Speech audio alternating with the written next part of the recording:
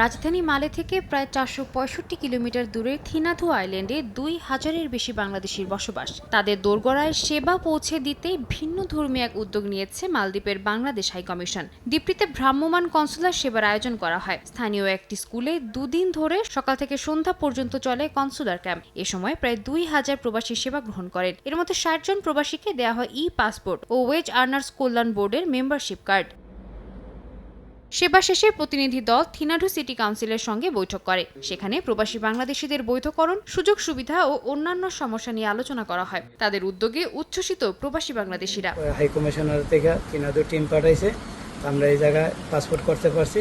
খুবই আন্তরিকভাবে পাসপোর্ট করা হয়েছে। প্রবাসী কল্যাণ কার্ড পেয়েছি, এই জন্য বাংলাদেশ হাই কমিশনারকে আমরা অনেক ধন্যবাদ জানাচ্ছি এবং কৃতজ্ঞতা জানাচ্ছি। ভবিষ্যতেও এই সেবা অব্যাহত থাকবে বলে জানিয়েছে হাই কমিশন। আমাদের যে কার্যক্রম যেটি রয়েছে সেটি আমরা আরও বিভিন্ন আইল্যান্ডেও আমরা সম্প্রসারিত করব, যাতে করে তাদের রাজধানীতে না গিয়েই সেখানে বসে তারা সেই সেবাগুলো পেতে পারে। থিনাথু ও আশপাশের দ্বীপের প্রবাসী বাংলাদেশিরাও বিভিন্ন সেবা গ্রহণ করেন। সময় সংবাদ, মালদ্বীপ।